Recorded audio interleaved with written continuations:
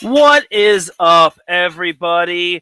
Yes, for those of you that are wondering, this is still your boy, Teran Rodriguez, bringing you another edition of Set Point. And this is a different setup because obviously I'm not on Spreaker, but I am in the flesh. Honestly, and it feels good to be in the flesh and speaking to you all through StreamYard. And we got a lot to talk about as the ACC and the Big 12 begin their season. I cannot believe it. Yes, it is Power 5 conference time. I am very excited. And we have some previews to show you all as Louisville and Notre Dame is going to have a big conference game in the ACC, as well as Texas and Oklahoma. Can the Longhorns take down the Sooners, or will the Sooners be stirring up an upset? All that and more here on Set Point. This is Teran Rodriguez bringing you the Season 2, yes, the Season 2 premiere of Set Point here on IE Sports Radio, your direct feed for all that is sports.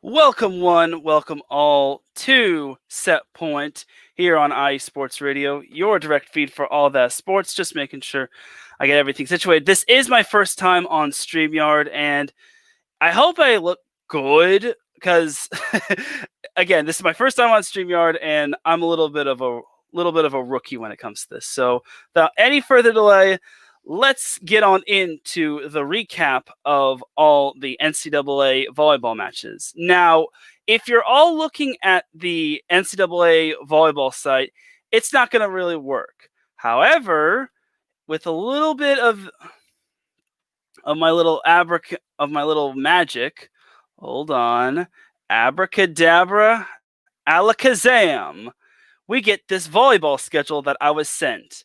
So hopefully you all could see the volleyball schedule as we have the Big 12, which begins today. We have Baylor plays Kansas at Kansas. Texas plays at Oklahoma.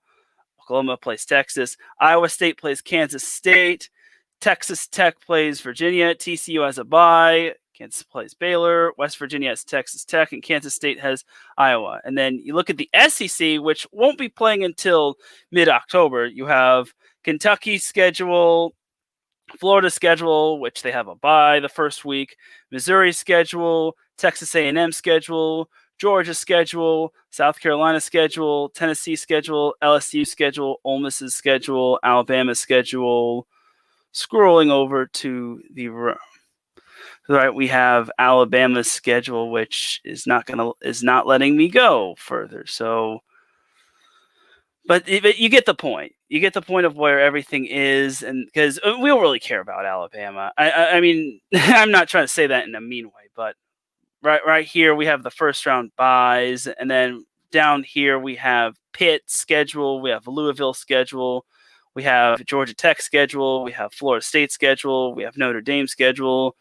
You get where I'm going at, and then here's the Sun Belt Conference. Sun Belt Conference is already played. They start conference play this week, and they've already played in some non-conference games, which is cool.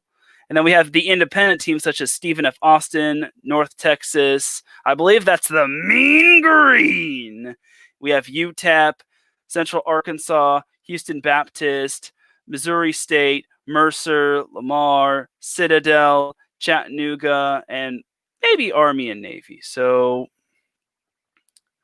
let's stop sharing the screen, and it looks like it worked because Larry said that's legit. And yeah, I definitely do need to thank Ed Strong of Twitter, aka NCAA Volleyball Scores, for for having that, for sending me that. It really helped me out because like I said, the NCAA volleyball site wasn't helping me out. I don't know if they've updated, but it is what it is. So anyway, let's get on into the first big primetime matchup of the weekend. We'll probably start off with the previews of the big time matchups. The first one comes from the ACC. So back to sharing our screen and showing you that we have, let's head to the ACC. Let's head down here. We have Louisville and playing Notre Dame at home starting on Friday the 25th and Saturday the 26th.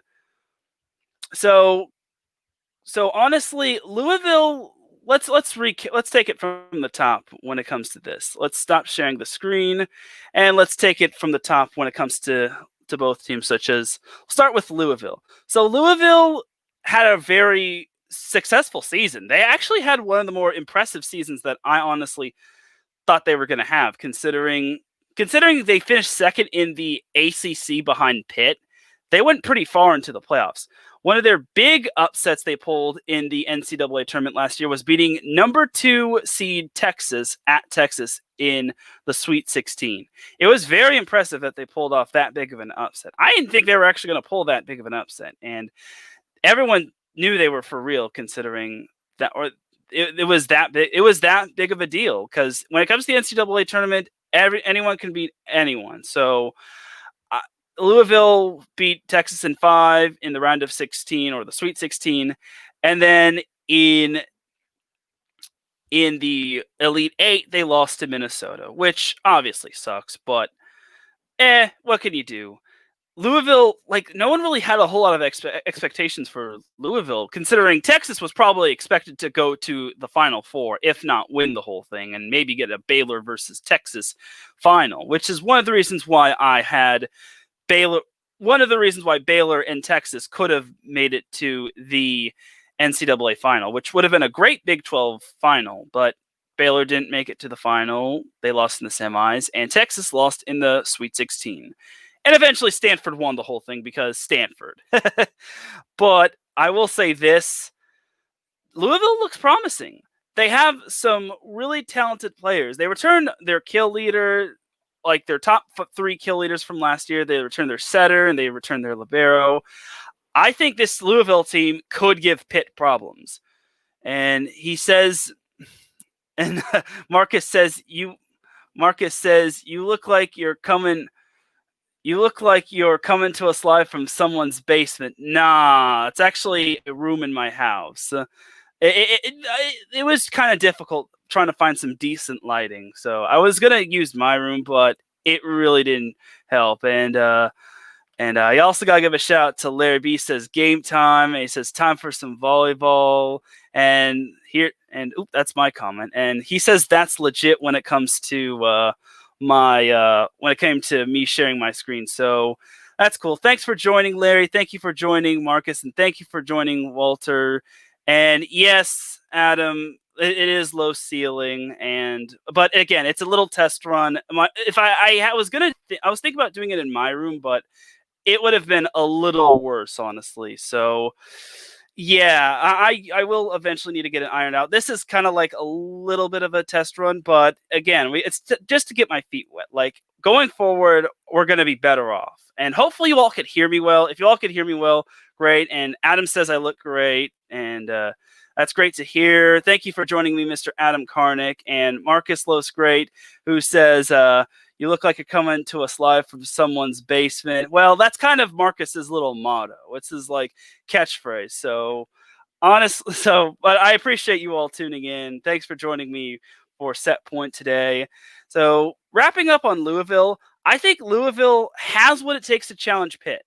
They were one of the few teams that took Pitt to a 4th set, but they weren't one of the teams to take Pitt to a 5th set. So in all honesty, I think Louisville can challenge Pitt. Can they go deep into the NCAA tournament? That all depends on how the NCAA tournament is going to structure, which I'll be getting into in a little bit. So Yeah, so honestly, I think Louisville has a legit shot at winning the ACC. Pitt also returned some of their players, but I won't be talking about Pitt this week.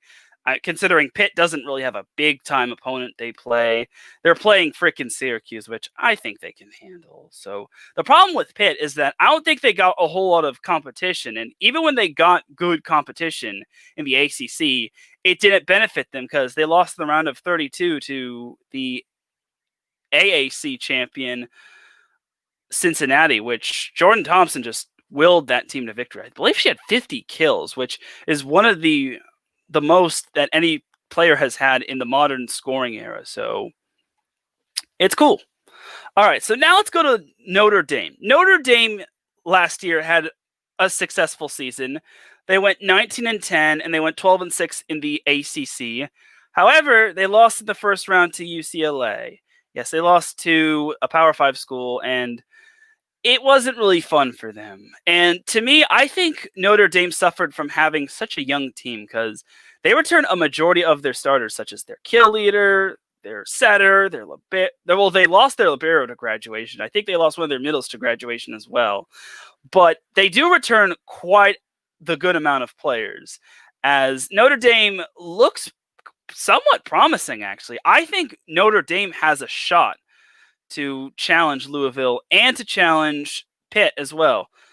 I'm not saying they're going to beat Pitt, but I think they have a better chance than last year because losing in the first round really is disappointing. And I think they definitely could have had a deeper run in the playoffs in the NCAA tournament last year, but they ran into a hot UCLA team. That UCLA team, I remember, I want to say they got like somewhere near the top 3, top 4 in the NCAA or in the Pac-12 last year.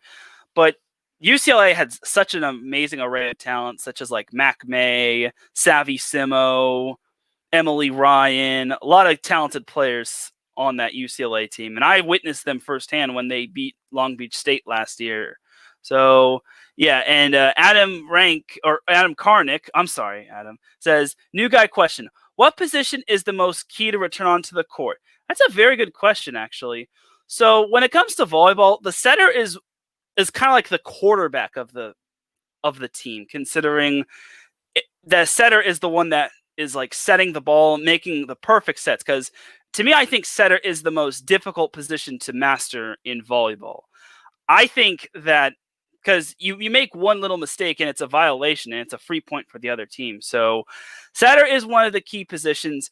Outside hitter is the player that can jump the highest and is tall and that can pretty much play on the outside, which is pretty much the left side. The player can also play on the right side as well.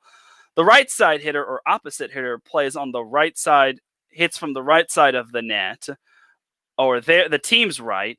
The middle blocker is the tallest player, which hits from the middle, or one of the tallest players. But to answer Adam's question of what position is most key to return onto the court, I would say setter, considering if you're having a freshman setter, then they're gonna have to transition from playing high school volleyball to playing to college volleyball, and very few players, women's volleyball or men's volleyball, have mastered that. You look at Jenna Gray from Stanford, from her freshman year, like she wasn't even expected to start. I believe they were starting Kelsey Humphreys at setter, and then Jenna Gray at the time got thrust into the action, and then Kelsey Humphreys took a back seat and was the defensive specialist instead of the setter, which did not deter Kelsey Humphreys, which most players would have probably said, oh my God, I lost my starting position to a freshman, I quit. But Kelsey Humphreys really stuck it out. So that's kind of like your little lore fact of the day. And Stanford making that decision of getting Jenna Gray into the mix was really special, considering Stanford wound up winning the NCAA championship 3 out of 4 years. And they went to the Final Four in all 4 years of Jenna Gray's career. The only problem is that her sophomore year, Stanford lost to Florida in the semifinals, which really sucked because I think Stanford could have taken Nebraska, but It is what it is. And a big shout to Davidson. Big shout to Davidson Crooks saying what's up. Thank you, Mr. Davidson. I think I need to show Mr. Davidson my screen, and I'm just going to briefly show Davidson my screen. And here is the SEC and all of its teams. I was sent this through Twitter through one of the Set Point followers. There's Kentucky, Florida, Missouri, Texas A&M, Georgia, South Carolina, Tennessee, LSU, Ole Miss, Alabama, Arkansas. You get the point. So, yeah. So I'm just gonna do I just wanted to briefly share my screen with Davidson, and yeah. So because Davidson is a big SEC guy, and he is one of the hosts of the Lock and Crook Southern Sports Podcast, and he's also the host of Fast Break. So big shout to Davidson for tuning in the chat room. So back to Notre Dame. I think Notre Dame has some good key players that return. You look at their key players that make a return to their team. You have Charlie Niego, who is a junior outside hitter who returns for the team. She led the team in kills with 410. So that was big right there. You also have Caroline Muth, who is another outside hitter that returns for Notre Dame. You also have Sydney Bent, who is a junior right side. Then you have Lauren Wenzel. You have Zoe Nunez, the setter, returning. You have a returning libero in Kiara Schmidt, who's going to be a sophomore. So I think she learned on the fly when it came to being a defensive specialist. So all in all, this Notre Dame team on paper and in terms of returning players look very promising. However, can they put it all together, considering they're already jumping into enemy territory and they're jumping into a big conference game. So it's going to be tough for Notre Dame to mesh well, but I think they can do it. Then you look at Louisville's returning players. They return, what's her face? Iko Jones. I know I'm reading off of a little sheet, but Claire Chelsea, Anna Stevenson. Those are their top 3 kill players. They returned their senior setter, Tori Dilfer. They also returned their libero, Alexis Hamilton. That's something I didn't talk about. The libero is kind of like the fullback, the free safety, the one that keeps the ball from touching the ground. And the libero can move anywhere on the court, and the libero is probably more times than not the smallest player on the team when it comes to volleyball. So that's another key player that can return, because libero is also a tough position. It's more of the times than not the most overlooked.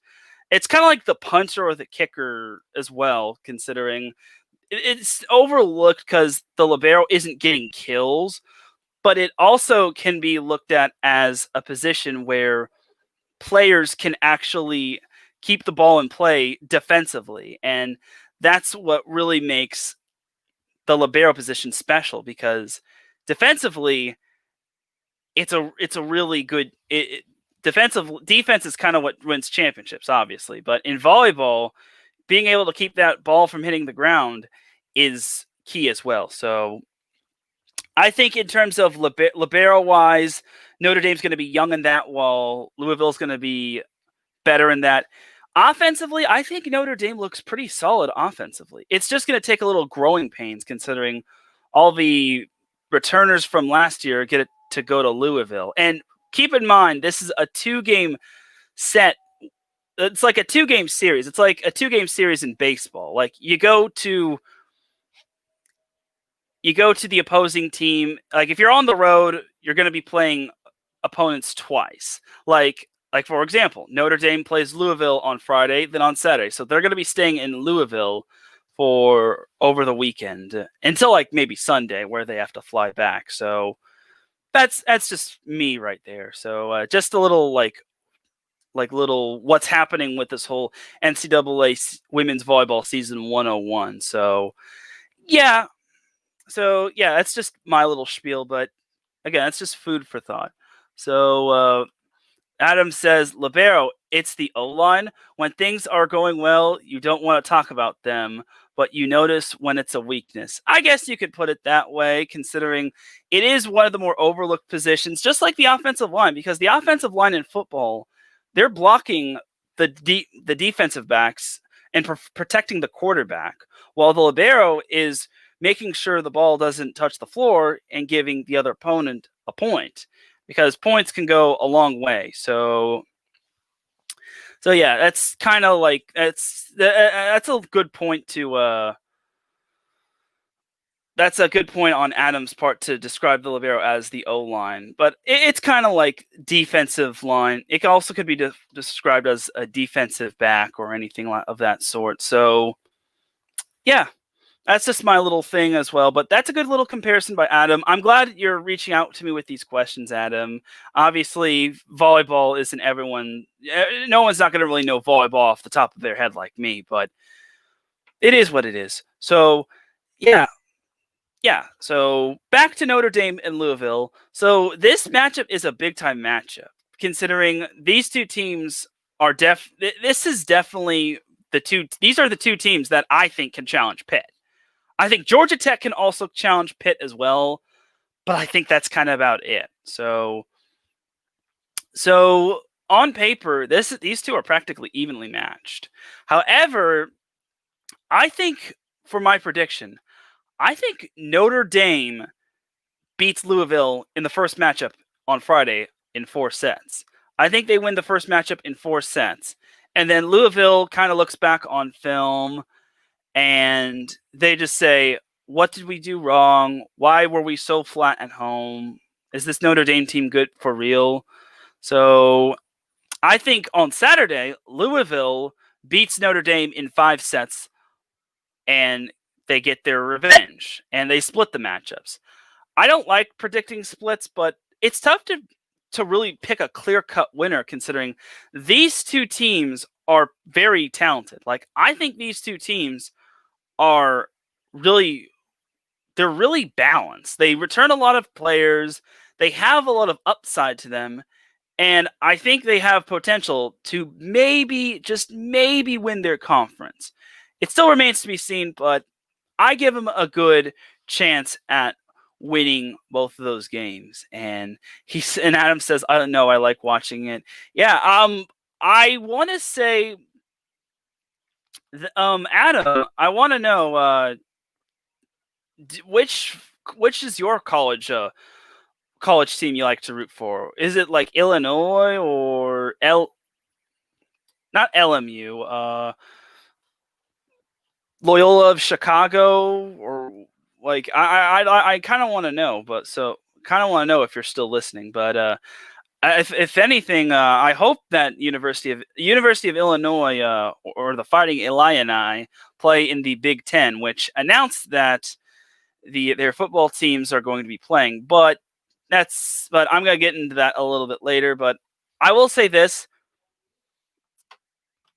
He says lol Olympics. Oh, when it comes to the Olympics. Okay. So yeah, he's talking about he loves watching volleyball when it comes to the Olympics. Well, yeah, that's another thing. I can't wait for 2021. Oh yeah. Set Point's for sure going to be going live when it comes to Olympic week. So, yeah. So back to Notre Dame and Louisville. Wrapping up, I think these two teams are talented. Like they're talented. They return a lot of good players. They're setting wise, they're in good shape. Offensively, Notre Dame kind of has the upper hand in that, and then defensively, when it comes to like blocking and digging, I think Louisville has the edge. So it's kind of a pros and cons thing. Like when it comes to offensive power, Notre Dame kind of has their number in that. When it comes to defense, Louisville has their number in that. They both return their setters, like I said. So yeah, I think the two just split their first series. So yeah, just my little spiel, and then I'm just pretty much gonna skim through the rest of the ACC matchups right here. going back to I'm enjoying sharing my screen. So Pitt plays Syracuse at Syracuse.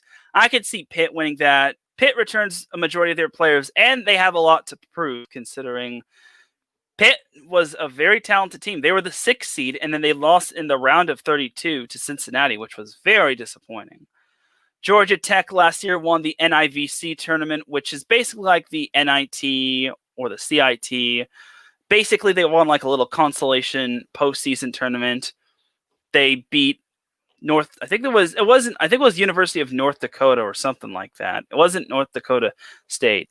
But Georgia Tech plays Miami. I know one of the players on Miami, talented player. She actually won a national championship, and her story is nice considering she actually tore her ACL her junior year of high school, and she managed to work her way back, and now she's hoping to be the freshman of the year in the ACC.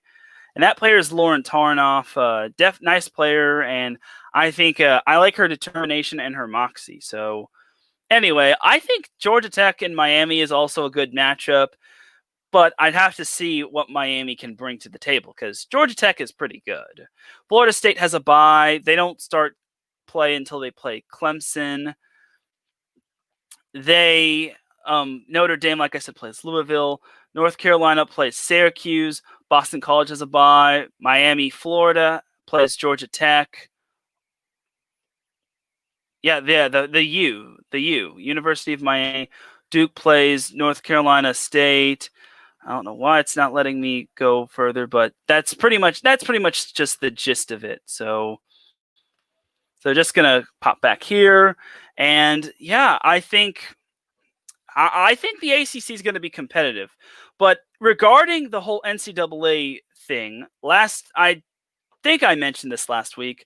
The NCAA has moved the fall championships to April, like to May and April. They moved the selection day to April, and the whole NCAA women's volleyball tournament is going to be in late April, early May, or something like that. And this kind of has me wondering if they're going to be moving the NCAA, and Larry B says this is so annoying, or this is annoying. I hope Larry is referring to the NCAA moving the postseasons, and not to something else. But I think he is referring to the NCAA. But honestly, I will say this. I think if Larry is referring to the NCAA moving the NCAA fall championships to the spring, that I do agree. I do agree that is very annoying. And it's inconvenient because you have – I get that the women's volleyball tournament isn't going to be intertwining with the NCAA men's and women's basketball tournament, but you kind of also have to wonder if it's going to be intertwining with the NCAA men's volleyball tournament. And then what if NCAA women's volleyball players that play beach have to make that big decision on if they're going to be playing beach or they're going to be playing indoor? Because it's highly doubtful they can do both unless the schedule works out for both of them. Or you also have the fact that if they're playing in the fall right now, they could be playing beach. But then if the NCAA fall championships is moving to the fall, or is moving to the spring, like if the NCAA women's volleyball tournament is moving to the spring, you kind of have to wonder what's going to happen with all of the teams in the fall that are playing. And Davidson says that seems like a long way off. Yeah, because you look at the SEC, the ACC, the Big 12, the Sun Belt Conference, and all these independent schools. They're currently playing right now. What's going to happen to them in the winter, and what's going to happen to them in the spring? Are they just not going to play? Are they going to play non-conference games? Or are they just going to stay rusty? Because you kind of have to wonder. It is a little food for thought, as I've been saying. So it's a lot to inherit, but it's just something that seems to come to my mind. And then you also have to wonder about the teams that haven't played yet, because the Pac-12, the Big West Conference, the Big Ten, possibly maybe coming back, And then some of the other conferences like the Ivy League, the AAC, all these other conferences that postponed their fall sports or canceled all their fall sports in general. You kind of have to wonder how those teams are going to be coming into play. Like, are those teams going to be playing in the winter time and then playing all till the end of springs? Like, you just kind of have to wonder that. Like, it's just a lot of food for thought. And this just went through my mind when I first saw the news. It's like, how is this going to be happening? Like, how is everything going to work? Like, there's just a lot of holes. So, again, that's just my little spiel. Like, it's like if they hadn't canceled, but if they kept the NCAA women's volleyball tournament into December, that would not have been fair for the Big West, the Pac-12 and the Big Ten and all the other sports that canceled or postponed their fall sports season. And then you also have to wonder if again, you have to wonder if the players that play indoor and beach, the women's players that play indoor and beach, have to make that big split decision. And it's just an inconvenient. Like, no matter what happens, not a whole lot of people are going to be, there's not going to be a whole lot of winners. So, and then the thing about the NCAA tournament, I haven't even gotten to the NCAA tournament. The NCAA tournament is normally a 64 team tournament. They've now cut that down to a whopping 48 teams, meaning 32 are automatic qualifiers in terms of conferences. And then when it comes to 16, those are at-larges. So 16 teams have to vie for their own playoff spot, while 32 teams are guaranteed a spot in the postseason or the NCAA tournament. And it all depends on what conference is doing what. Like, the Sun Belt Conference has a Sun Belt Conference tournament. The SEC, the Big 12, and the ACC don't have conference tournament. The Pac-12 doesn't have a conference tournament. The Big West doesn't have a conference tournament. The Big 10 doesn't have a conference tournament. Not a whole lot of these, not one Power 5 conference has a conference tournament. I guess that's to like avoid injuries and just to avoid multiple games being played. But when it comes to this whole thing, it just kind of seems, it kind of would be more essential, especially since not a whole lot of these conferences are playing a whole lot of games. Because you look at the SEC, if you all heard me last week, Texas A&M has the lightest schedule of all of the SEC teams in my mind. Them and Florida. What happens if Kentucky, Florida, and Texas A&M all tie for first place? They don't play one another, and the fact that they could tie with one another, if they all go 8-0, which could be a possibility, what would be the guidelines for that? Would they have to go through number of sets won, number of points scored altogether? They can't do head-to-head matchups because Kentucky doesn't play Texas A&M. Texas A&M doesn't play Florida, and Florida doesn't even play Kentucky, which is a big problem because I don't know, because the SEC structured it like that. Because not everyone is going to be playing everyone. And it's, like I said, it's only 8 conference games in the SEC. Same goes for the ACC. Same goes for the Sun Belt Conference. The Big 12 gets away with a little bit. I think they have more games. I think they're the conference that has more games of the participating conferences. They have more conference games of more than that are being played than any conference as of right now. So I know that's a lot to take in, but I just got to reiterate that, considering there is a big hole in that. It's just a big, big, big, big, big, big problem. So that's just my little spiel. It's just my food for thought, but I don't know. There's a lot of holes when it comes to this whole NCAA tournament thing. So I think on that note, we're actually going to be taking ourselves a quick little break just to gather myself and recollect everything. When I get back, I will be previewing the Texas-Oklahoma matchup, which is sure to be a great one in the Big 12. So you're listening to Set Point, or you're watching and listening to Set Point here on IE Sports Radio, your direct feed for all that is sports.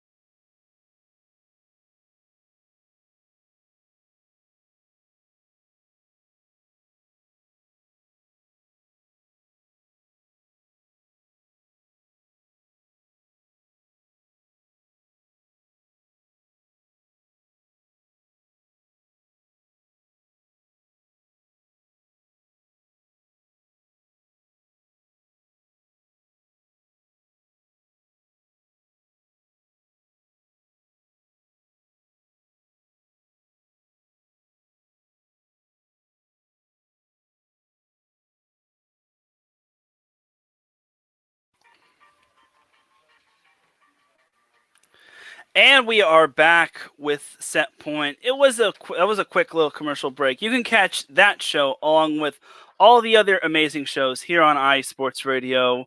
So now we're back with segment 2, or matchup number 2, being Oklahoma and Texas. This match will be played at Oklahoma, and I'm going to share my screen just one more time, just because I love sharing my screen. I think that's going to be one of the things that you're all going to need to get used to. I think that's one of the things I've mastered when it comes to StreamYard. So here's Texas, it's at Oklahoma, and then here's Oklahoma, and then here's Texas, and then it's still at Oklahoma. So yeah.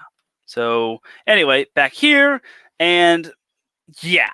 When it comes to the Big 12, it's a two-horse race. Texas is always the front runner, but then a new challenger emerged as Baylor, led by Yasonia Presley, challenged Texas and tied for the conference championship. And they only lost one regular season game last year. And big shout out to Mr. Ben Suttereth that's joined us in the chat room on Facebook. He says, "Hey, Teran. Hey, great to see you, Ben." And great job to Ben yesterday. He had a great little show, the weekend wrap-up show, and he also had an NFL Reaction Monday, and it was great. So it was great to see you and your Mr. Suttereth, and it was really great to have you on. So anyway, back to the Big 12. So the Big 12 is pretty much a two-horse race. Texas is more times than not the front runner. But then Baylor came into the action, and now it's a two-horse race. Texas and Baylor last year tied for the Big 12 championship. However, Texas, like I said, had the most disappointing run in the NCAA tournament. They lost to Louisville in 5 sets in the round of 16. And the partial decline of University of Texas, or Texas in general, was that they had to go 5 in the round of 32 to UC Santa Barbara. Now, UC Santa Barbara does not come from a Power 5 school. They come from the Big West Conference, which is not a Power 5 school, like I said. But that was kind of a little bit of the writing on the wall when it came to the University of Texas on the decline, which really was concerning because I thought Texas was better than that, but I guess they weren't, and they lost the round of 16, which was very disappointing. So Texas is on a mission to get back to the promised land that is the NCAA tournament, and to go deep in the NCAA tournament and win their NCAA championship for the first time since 2012 when they beat Oregon in the NCAA final.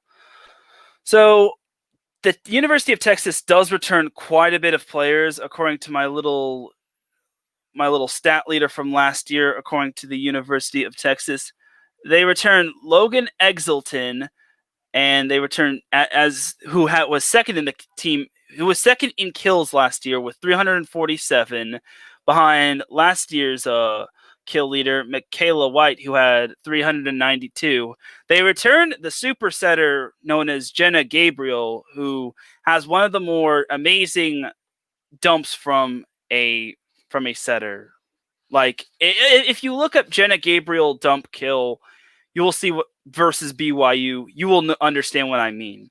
Like, she is definitely instrumental in Texas's offense. Last year, she had a whopping 1,119 kills. So, honestly, she is definitely one of the best key returners for for Texas. I gotta stop saying University of Texas. Other key contributors are Skylar Fields, Breon Butler, and that's it. That's all their return. Their players that they return in terms of kills. And Butler returns, and she was the block leader with 95. So I think this Texas team has some promise. I really think they have what it takes to win the NCAA tournament. I dedicated a little bit of a segment a couple weeks ago to them on why I think Texas and or Baylor can win the NCAA tournament this year. Granted, now they may have to deal with the Pac-12 and the Big Ten and the Big West and all these other conferences that postponed their women's volleyball season to next spring. But now they have this volleyball season could get interesting because not every I don't know what the NCAA is going to be doing when it comes to all the other volleyball teams that aren't playing. Like, they're thinning the horde when it comes to the NCAA tournament, which means fewer teams are going to be getting in. Which means every conference game is now precious, and some of these Power 5 schools might not even get into. Some of these schools that are in Power 5 conferences might not even get into the NCAA tournament. That's kind of the concerning thing. So it's just my little spiel, and it's just food for thought on my part, because like, you could be from the Pac-12, but now with this whole field of 48, you could miss the postseason. Like, you could have an impressive season, and then you could still miss the postseason. Now, I don't even know what the West Coast Conference is doing with, like, University of San Diego, BYU. Pepperdine was a good team last year that didn't make the postseason. I don't think a whole lot of teams I think only 2 teams from the West Coast Conference made the NCAA tournament. I know Santa Clara was in the NIVC, which was basically the equivalent of the NIT, as I just mentioned. But that was pretty much it. So that's just my little food for thought. And again, I really am interested to see what this the rest of the volleyball teams get to come back to place, as I'll be leaving for a short second. Sorry, y'all. Okay, so yeah, I'm back. So Texas, in a nutshell, returns a lot of their players, and I think are one of the more deep teams when it comes to the NCAA tournament. Do I think they can win the whole thing? Probably. Like, them and Baylor are the 2 front runners. Wisconsin, when they get back, is definitely one of the front runners. Stanford, when they get back, is also a good candidate to three-peat. Then you have other talented teams such as Penn State, Minnesota, Kentucky. Kentucky is somewhat good. Florida, they're kind of up there. Pitt, depends on how disciplined they are in the ACC. The list goes on and on. Again, we can't really judge the teams that haven't played yet, considering they aren't playing yet. So we still have to wait and see on what the NCAA wants to do with the other teams. So now let's go over to Oklahoma. When it comes to Oklahoma, they're a good team. Their only problem is they suffer from third place syndrome. They're a good team, But when it comes to this conference in particular, they're not good enough to place first or second. Like I said, the Big 12 is a 2-horse race between Baylor and Texas. Everyone else is third place and below. Last year, Oklahoma tied for third with, I believe it was Texas Tech, if I'm not mistaken. But all I know is that Oklahoma tied for it was either they tied for third or I'm thinking of Texas A&M. That I'm thinking of some other team. But either way, Oklahoma got third in the Big 12, which is not bad. You put Oklahoma in another conference, though, I think they can get like maybe second, maybe even first. It depends on which conference we're throwing them in. Like if you put them in the Big 12, the Big 10, they don't get first place. Put them in the Pac-12, they for sure don't get first place. Put them in the ACC, probably not first place, maybe close though. Put them in the SEC, probably not. Like put Oklahoma in a non-Power 5 conference, they're probably going to get first place. Unless they face like a perennial power like San Diego or BYU in the West Coast Conference, Hawaii in the Big West Conference. I think it was Colorado State from the Western State Conference. New Mexico from the WAC, and that's pretty much Larry B's stomping ground. So anyway, Oklahoma. As for Oklahoma, quick and dirty, they do return a good amount of their players. They return Sarah Sanders. They don't return their kill leader, Ashlyn Dunbar, who was the only player that cracked 300 plus kills for them, which is disappointing, but I think they'll survive. They have Paige Anderson they return, and they return Sarah Maras as well as Sarah Sanders. I believe they also return Brianna Kadiaku, and then they return, and then I want to say, and they do return their setter Kylie McLaughlin and a few other players as well. The problem with Oklahoma is that they're under a new head coach, and to me, I think if their coach did lead their team to their first NCAA postseason berth since 2014, but it's going to take Oklahoma a little while. Like Oklahoma is going to, especially in this whole little all conference thing. Like to me, I think Oklahoma is going to struggle against Texas because although they are at home, I think they'll be competitive against Texas, but Texas is going to win both these matches. No doubt about it. Like I just don't see it happening. Like I don't think Oklahoma can win one of these matches. I'll at least give Oklahoma a set, especially in the second match. Maybe they go 5 with Texas, but Texas is just such a good team. Like Texas is just on another level. Like Oklahoma is right here. I don't know if you all could see my hand, but Oklahoma is right here, and then Texas and Baylor, you get where they're at. But yeah, to me, I think that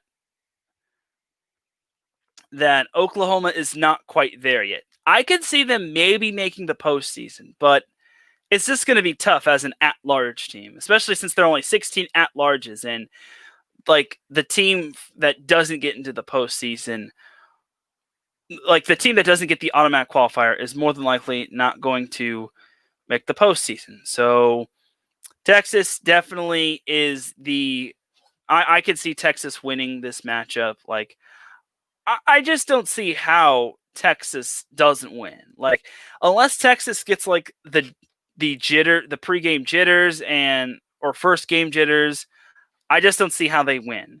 And then I just don't see how Oklahoma can challenge Baylor, because Baylor is a good team as well. Granted, Oklahoma isn't the world's worst team, but they're certainly not the world's best team. So overall, I think Texas wins both these matchups. The first one in 4 sets, or the first one in 3 sets, the second one in 4 sets. So that's just me right there, but I think Texas is just on another level. So I hate to say it, I don't like being that way to Oklahoma, and I don't like seeing a conference being dominated by one or two teams. I like to see a third team put their name in the box and say, "Hey, we're here too." Kind of like how with Wisconsin did, because Wisconsin last year in the Big Ten, they had themselves a really good year. I don't think anyone gave them a good chance at winning the Big Ten. I think the Big Ten boiled down to either them, Penn State, and maybe Minnesota. Nebraska wasn't going to win it because they lost a lot of their players and they had 0 seniors. They do return their whole team, so I think the Big Ten is going to look very competitive once their season gets underway. But for now, that's not gonna be the case. So I'm just gonna show you my screen one more. I know I keep saying that, but I'm gonna show you my screen again just to see the other Big 12 matchups. We have Baylor in Kansas at Kansas. Baylor's gonna win that quick and easy. Iowa State at Kansas State. Yeah, I can see Iowa State winning that one. Texas Tech at West Virginia. That's quite the inviting. I say they split, but overall, other than Texas, Oklahoma, there's not too many noteworthy matchups. I guess Iowa State is a noteworthy matchup, but Texas and Oklahoma are the headliners. As there's a reason why, there's a big reason why Texas and Oklahoma are being played on ESPNU, and in Baylor and Kansas and all the other Big 12 teams don't get put on ESPNU. And I guess Kansas State and Iowa State are on E+, as well as West Virginia and Texas Tech. But that's about it. That's that's just my little spiel. Sorry if you saw my big old face, but yeah, that's it for the Big 12 right there. Just gonna take one more little quick commercial break, and when we get back, I'm gonna recap all of the last weekend's matchups, and then I'll probably get to some volleyball commitment news that I didn't get to last week because I was up against time, and we'll get a little bit of a preview for next week. So you're just listening to Set Point live on StreamYard here on iSports Radio, your direct feed for all that is sports.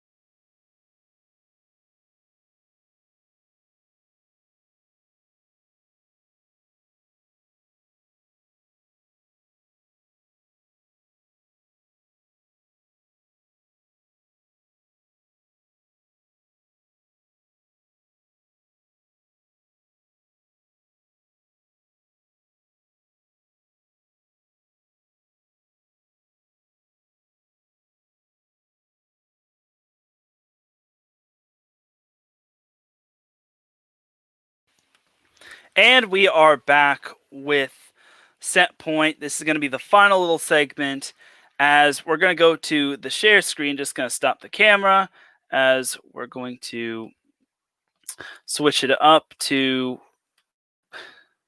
Yes, here we go. So we're going to recap. Now let's recap all of the last week's matchups and then get into some commitment news. And then I'm going to send you all on your way because in about a half hour, we're going to be getting a man who's going to give you what you want, a man who's going to give you what you need. Yeah, man. And that's my boy, Mr. Marcus Los Great, who's going to be going live with Gloves Off. And it's going to be it's going to be quite amazing. So bear with me on this one. I accidentally went a little too far, as we had some teams from the ACC playing last week. We had Virginia Tech and Virginia beating the Citadel in 3. Yeah, It's not really much to ride home about. Just because I don't mean to say this in a negative way, and I don't like saying this about teams, but the Citadel is just not a good team. They're just not the greatest team in the world. Like, I'm sorry, but it's the truth. Like, no disrespect to them. Like, no disrespect to them, but the Citadel against a Power 5 school isn't really like any challenge. So that's just my little spiel right there. And then last weekend we had Texas State bouncing back from their upset loss and beating UTEP in. Let me just get my little mug back here. Hey everybody. So any anyway, I am back, y'all, and gonna be heading back to the NCAA volleyball schedule. So Texas State bounced back from their upset loss to UTEP and beat Houston Baptist both times. I knew they would win. I knew Texas State would win just because losing to UTEP is a kick to the face. And Houston Baptist isn't really the best school out there. Again, no offense to them, but they're just not the greatest team. So, I accidentally clicked on something. So, Houston Baptist isn't really the best school out there, and Texas State was able to beat them as they are 5-1. I really like how my friend Ed Strong, aka NCAA Volleyball Scores, did this. Like he has the team, which is like these parentheses have them in a ranking that we're going to be getting into a little bit later. And then he has the team right here, and then their overall record right here. So this is really cool that he did. So then you have Coastal Carolina, who hasn't played yet. They won't be playing until the beginning of October. We have Troy, which kicks off Sun Belt Conference play this weekend. And I never even got to you all about the Sun Belt Conference. The Sun Belt Conference is a 3-game series. It's a doubleheader on Friday, and then they have a game on Saturday. I don't get that. I guess it kind of beats having Sunday games, just because Sunday, you never know with some of these players and having religions. I won't get too deep into that. But I don't know, man. Like, I really don't know. So I don't know why they have a 3-game. I mean, I get the creativity. Don't get me wrong. But I just don't understand why they have a 3-game set. So, and I'm sorry if you all had to see one of my papers just blowing because the wind just kicked up. So, anyway, back to this whole spiel. We have Troy kicking off conference play this weekend against Georgia State. UT Arlington kicking off conference play against Arkansas State. South Alabama didn't play last week. They play Stephen F. Austin in a non-conference game. We have Arkansas State playing UT Arlington in a conference game. We have Louisiana. Now, Louisiana has been one of the big surprises. Louisiana beat Lamar last week. Now, Lamar is one of the more sadder and disappointing stories. Like 1 weekend ago, like last weekend, not this past weekend, but last week, like against, I think it was against, let's go to the individual teams. Hold on, guys. So this weekend, not this week, not these 2 games, but these 3 games, like these 3 games, guys, everybody, guys, girls. For these 3 games, for this whole weekend, Lamar had out of 16 players, they had 17 dress up. Let me say that again. Lamar had 7 players out of 16 make the travel them to Stephen F. Austin to play in these 3 games. You're not going to be winning games with just 7 players out of a possible 16. In other words, over half of their team did not make the trip to them. I don't know if it was because they had COVID. I don't know if they opted out. I hope that's not the case, but I just don't understand. Like, I can't believe it. I just don't know what to say. Like I have nothing. I have no words. So anyway, Louisiana. Back to Louisiana. Louisiana is 6-0. I believe they are the only team undefeated that's played more than 1 game. They've only lost 1 set, and that was to Houston Baptist, which is cool. And then we have Georgia State, which barely beat Mercer in 5. I'm disappointed that they had to go 5 with Mercer. Just like I am disappointed that they had to go 5 with Chattanooga and they lost. And the worst part about Chattanooga is that Chattanooga only has one game on their schedule. Chattanooga has one game on their schedule. Georgia State, they don't get to play anymore. I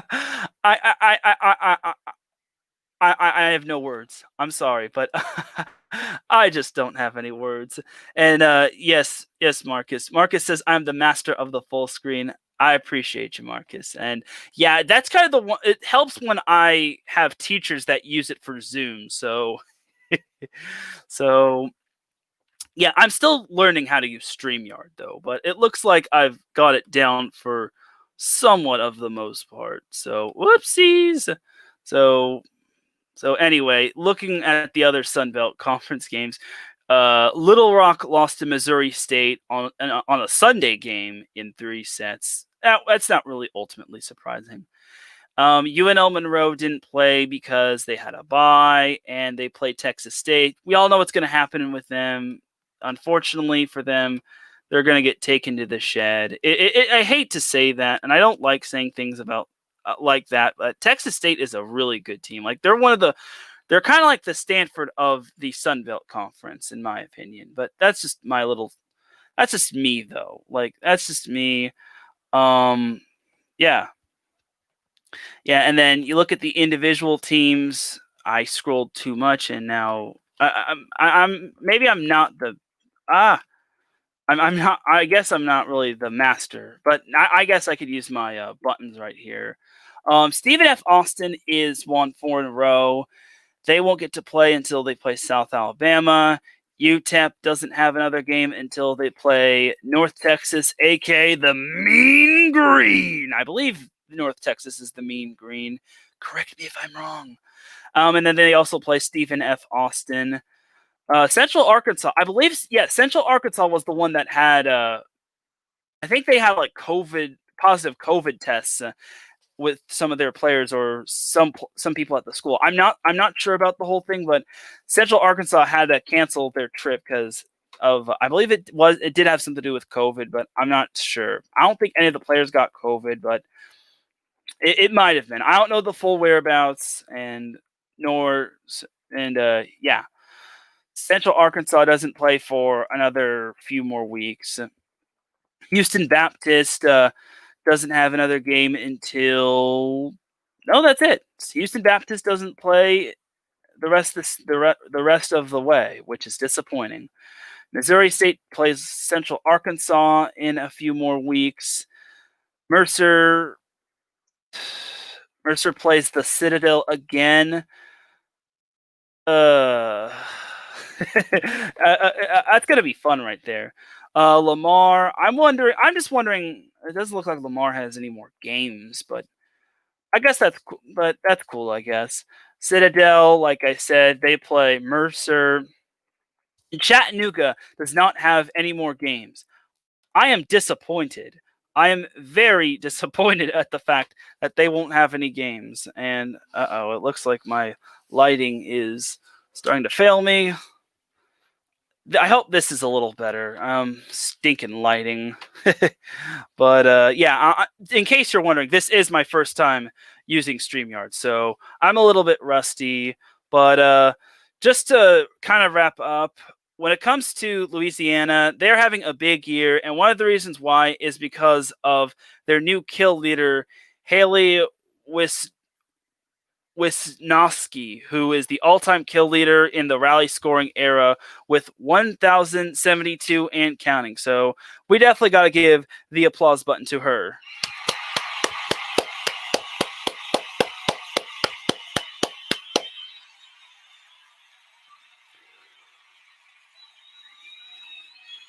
And now my screen just suddenly turned blue. Yeah, I'm definitely going to need to figure this out, or maybe just use StreamYard on my phone. But either way, that is Louisiana's all-time kill leader when it comes to kills. So good on Haley Wisnowski. So good for her. And once again, I didn't show this to you all, and so when it comes to these so when it came to this guy sending me these rankings, he really did me a good solid, and he gave me his rankings. I'm not sure if he's affiliated with the NCAA, but here are the current rankings of the teams that are playing. We have Texas State at number 1, Stephen F. Austin at number 2, Louisiana at number 3. Now, given that Louisiana hasn't beaten anyone of noteworthiness, like you look at Louisiana, they beat Houston Baptist twice. They beat South Alabama twice. They beat Lamar twice. So Houston Baptist has a record of 1-5. Lamar has a record of 0-5. And South Alabama has a record of 0-2. Combine those teams' records together, Louisiana's opponents have a combined record of 1-12. So for all you raging Cajun fans out there saying, "Oh, Louisiana should be higher. This is ridiculous." No. Louisiana does not have any standout wins. When they beat Texas State, we can talk. But by the time that happens, we will see Baylor, we will see Texas in these new rankings. So back to the rankings. Number 4, we have UTEP. Now, for those of you wondering, why is UTEP ranked? UTEP's not that good, are they? Well, UTEP did beat Texas State, which is a huge deal. No one in their right minds had UTEP beating Texas State. And they even had to go 5. They even went 5 with Texas State the first time around. So overall, you got to give UTEP props. There's no favoritism when it comes to UTEP. No one's going to be picking UTEP to win. So anyway, we have Virginia and Virginia Tech at 5 and 6, South Alabama at 7, Missouri State at 8, Central Arkansas at 9, Houston Baptist at 10, Mercer at 11, Georgia State at 12, UNL Monroe at 13, Little Rock at 14, Chattanooga with their one little win of the season, and that's it at number 15.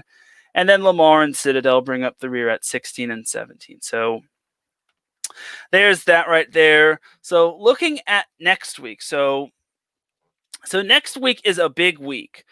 I won't be having set point on the standard day being Tuesday because I have plans that day. However, next week is a huge week because in 8 more days is the 1-year anniversary of Set Point. Now, I don't know if I'm going to be, first, I sound like Shannon Sharp. First and foremost, I will not be going live with Set Point on next Tuesday. Instead, I will be going live on Set Point next probably Wednesday, if not earlier. So, yeah, I'm just fixing my laptop. So, yeah, I mean, and maybe I'll be doing StreamYard again. Maybe not. I still need to figure out how I'm going to get a clear quality clear quality shot. Because unless I do look good, but I don't know. So maybe I'm just looking at it from my perspective, and you all are looking at me perfectly, and I'm just making too big of a deal of it. But anyway, next week is the 1-year anniversary of Set Point. So I don't know if I'll be having Set Point on August 30th, which was the first ever episode of Set Point, but I will reflect on how Set Point came to be. I mean, I already reflected on Set Point in my 50th episode special and in my season 1 premiere or season 1 finale. So I will say this, Set Point has really come a long way. I remember when I first did Set Point, I didn't know what to really do. I was kind of a noob, and honestly, I don't know, Larry, I don't know if you're listening to this. I was stealing Larry's lines because I was used to being a co-host. Because before I did Set Point, I was the co-host of Bases Loaded and Defining Moment and 3 and Out College Edition. I didn't know what to do as an actual host, and I just didn't feel confident. I didn't really feel confident in myself, and I didn't think, and like I said in my 50th episode, I didn't think I was going to be cut enough to do a podcast. But as my boy Marcus Los Great said one time, a house isn't built in one day, and it really isn't. And I couldn't agree more with that, considering it really isn't. And sorry, I'm sweating a lot because it's kind of hot up here. But, the fact that I pretty much progressively got better when it came to my podcasts, it really kept me going. Even when this whole pandemic started, like I didn't know what I was going to do with this whole pandemic. And then I got the idea of bringing on guests because I was like, you know what? I have a lot of volleyball friends that are coaches and players. Why not invite them on as guests? And I had all kinds of guests, such as former volleyball players, current volleyball players, former coaches, current coaches. Well, I think I've had all my coaches are current. Even sports writers for like local newspapers, and the eventual sports editor of the past sports editor of the Daily 49er, which is the school newspaper that I am the assistant sports editor for. So, yeah, surprise, I am the assistant sports editor of my school newspaper. So, yeah, but going back to Set Point, I really could not thank everyone for supporting me, just because it really was tough to do a volleyball podcast, just because not a whole lot of people know a whole lot about volleyball. Like I said, when it comes to like, if you were to give a sports survey to like the average person, like putting down, like if they put like if you put the sport that you know most, and then there was like football, basketball, volleyball, and baseball. Football and basketball would probably be number 1 and number 2, maybe baseball and number 3, but volleyball would be dead last when it comes to knowing that type of sport. So it really is tough to do a volleyball podcast, especially since there's no professional volleyball, just volleyball overseas. But it really is an honor to like continue to do this volleyball podcast, and I hope to continue to do this volleyball podcast until the end of my time here with IE Sports Radio, because I definitely love doing Set Point. Like that's my thing right here. Like I like doing Set Point. Like there used to be a couple times where I just want to stop doing Set Point, but I just told myself not to give up. And like Marcus said in the chat room, a house isn't built in a day, and he couldn't be more correct about that. So I'm glad to continue doing Set Point, and I'm glad we have a season 2. And I'm glad we have some volleyball, because I don't know what we were going to do. Like, I don't really know what I was going to do in terms of getting more guests on, because I think I've tapped out when it comes to bringing on guests. But who knows? Maybe I'll have more guests on in the future. But we have volleyball.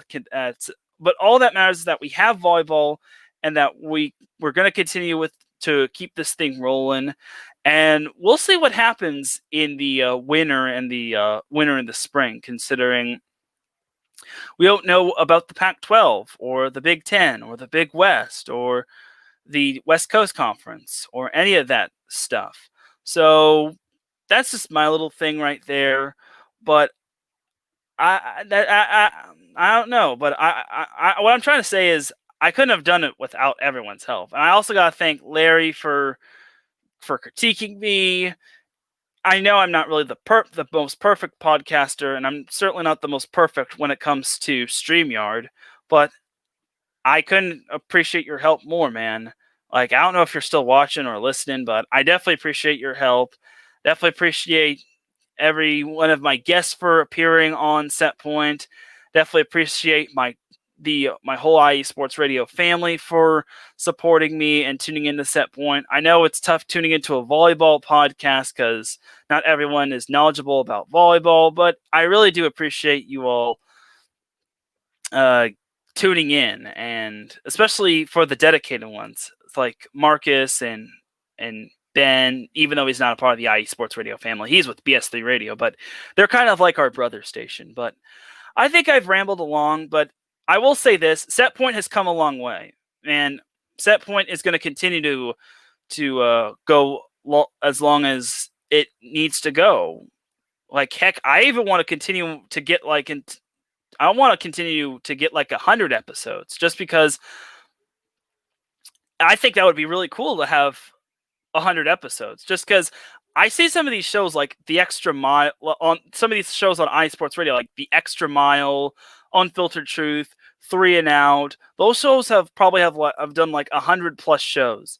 I want to be one of those shows. I want Set Point to be one of those shows, and I want Set Point to be a household name, just so I could possibly get to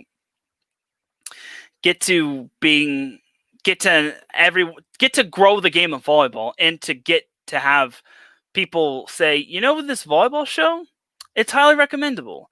And I'll keep doing what I can to possibly